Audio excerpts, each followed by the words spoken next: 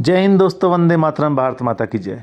मैं आपका अपना मोहंती यादव और आप देख रहे हैं एंड इंडियन अपडेट। मित्रों, आज के अपडेट में हम बात करेंगे अपने चिर परिचित नालायक पड़ोसी पाकिस्तान की डीलिंग के बारे में।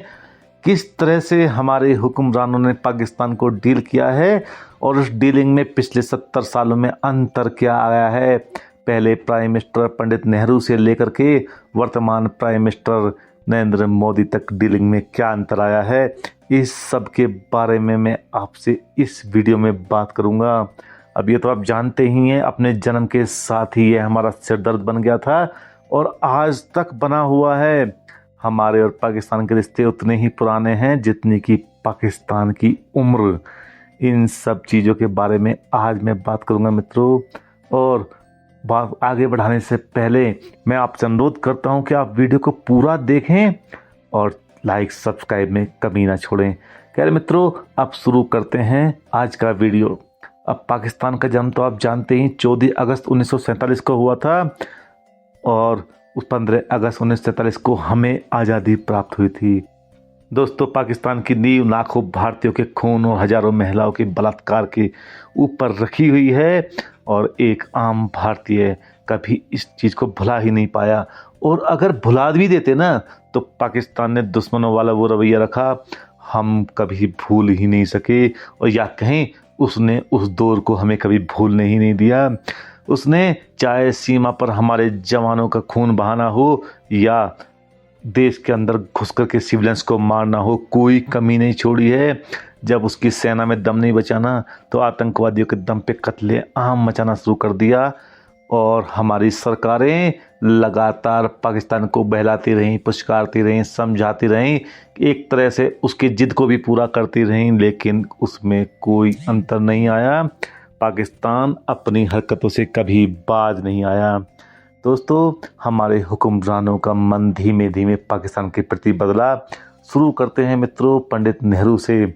हमारे देश के पहले प्रधानमंत्री, स्टेट्समैन, बड़े दिल के व्यक्ति, न जाने क्या क्या उपाधियां दी जा सकती है उनके लिए, लेकिन सच कहें यथार्थवाद से काफ़ी दूर महसूस होते हैं जब पंडित नेहरू को पढ़ते हैं।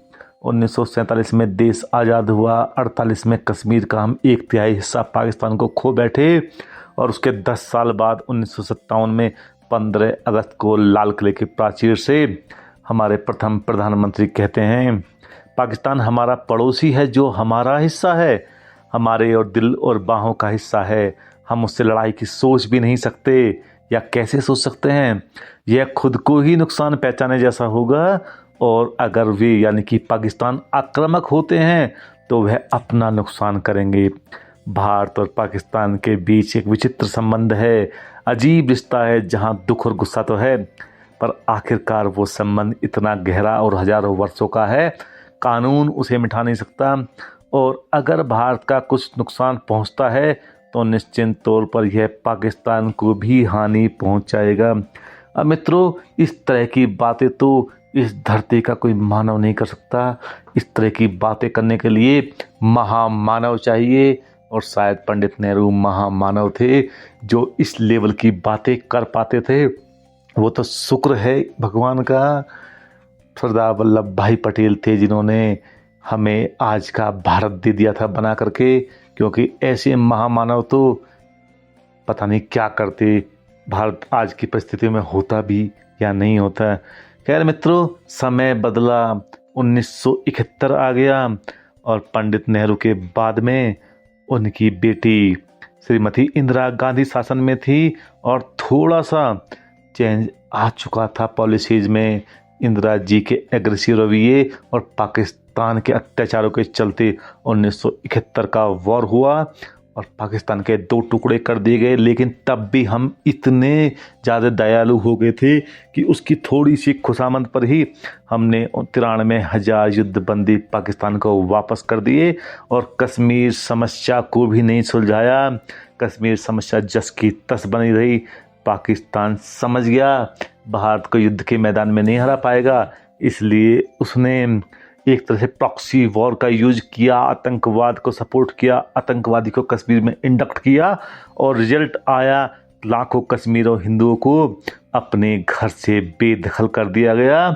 26/11 का हमला भी हुआ, लेकिन हमारी सरकार पाकिस्तान के खिलाफ कोई निर्णायक तो छोड़ दो, एक छोटी मोटी कार्रवाई करने में भी झिझकती रही, या सच कहें परहेज करती रही, और कोई भी कार्रवाई की ही नहीं पाकिस्तान के खिलाफ जो कम से कम देशवासियों के सामने हो।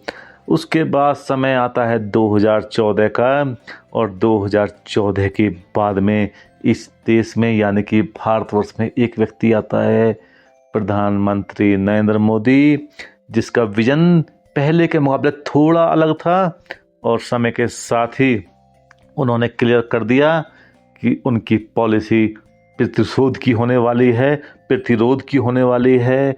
अब वो किसी को भी अपने देश के ऊपर हमला करके चुपचाप निकलने देने के मूड में नहीं हैं।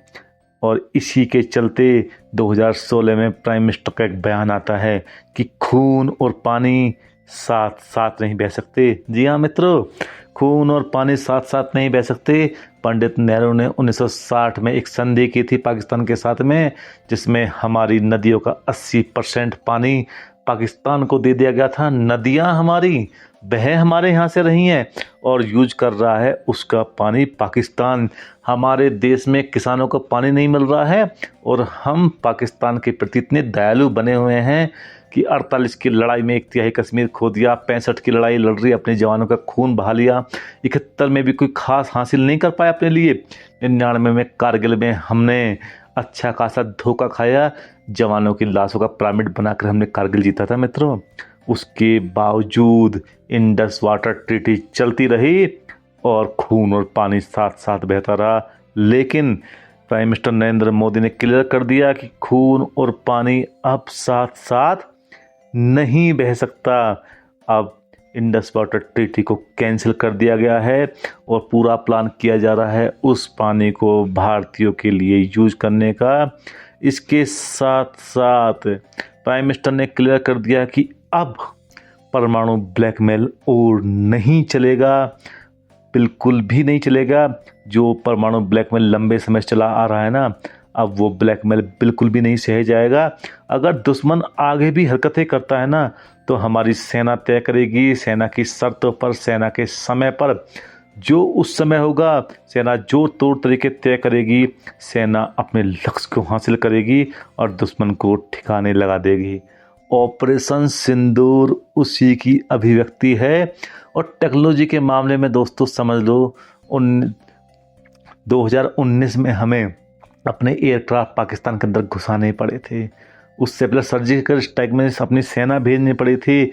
एक तरह से बोलें कि हम सीधे सीधे अपने जवानों को खतरे में डाल कर लड़ रहे थे। लेकिन ऑपरेशन सिंदूर में हमने एक भी जवान को पाकिस्तान की ज़मीन पर नहीं भेजा, और पाकिस्तान के दुनिया भर के फौजी लगभग जिनकी संख्या अपुष्ट सूत्रों से 150 के आसपास आ रही है, उससे कहीं ज़्यादा आतंकवादियों को ठिकाने लगा दिया, उनकी इमारतों को खंडर बना दिया।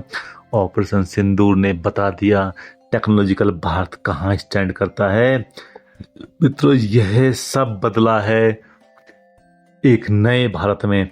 2016 में प्राइम मिनिस्टर ने अपने संबोधन में बलूचिस्तान, गिलगित और पीओके का जिक्र करने से लेकर के 2025 में हम ऑपरेशन सिंदूर तक पहुंच गए हैं। आज का भारत भाईचारे और संयम की जगह पर प्रतिरोध और प्रतिशोध की बातें करता है। शांति की बातें भारत शस्त्रों के साथ करता है। मित्रों, वो समय गुजर गया जब देश के बंटवारे के समय लाखों लोगों के नरसंहार, हजारों महिलाओं के बलात्कार के बावजूद भी पंडित नेहरू हाथे फैला करके, अपने बाहें फैला करके उनका स्वागत कर रहे थे। सब कुछ नज़रअंदाज कर दिया था। पाकिस्तान के प्रति दिल और बाहों में भर भर कर प्यार लुटाया था। सिंधु जल संधि और नून नेहरू जैसे समझौते के दिन गुजर चुके हैं। आज का भारत प्रतिशोध की बातें करता है। अब वो सब आप देख ही चुके हैं मित्रों, ऑपरेशन सिंदूर के दौरान। जी हाँ मित्रों, ऑपरेशन सिंदूर। आज का भारत ना पूछता है किसी से, ना दबता है किसी से, ना सुनता है किसी की। काम करता है सिर्फ और सिर्फ अपने विजन पर, अपने देश के लिए, अपने तौर तरीके से। सच कहें ना दोस्तों, ऐसा महसूस होता है कि आज का भारत गांधी जी के सिद्धांतों से निकाल कर सुभाष के सिद्धांतों तक पहुंच गया है। भगवान बुद्ध से आगे बढ़ करके भगवान कृष्ण तक पहुंच गया है। एक ऐसा भारत, सही मायने में मुझे तो ऐसा लगता है कि भगवान बुद्ध के हाथ में चक्र आ गया है और भगवान कृष्ण शांति की बातें कर रहे हैं चक्र के साथ में।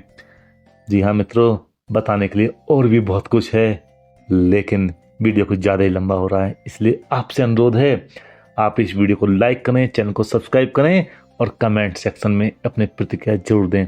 मित्रों, इसी के साथ मैं इस वीडियो को समाप्त करता हूँ। जय हिंद दोस्तों, वंदे मातरम, भारत माता की जय।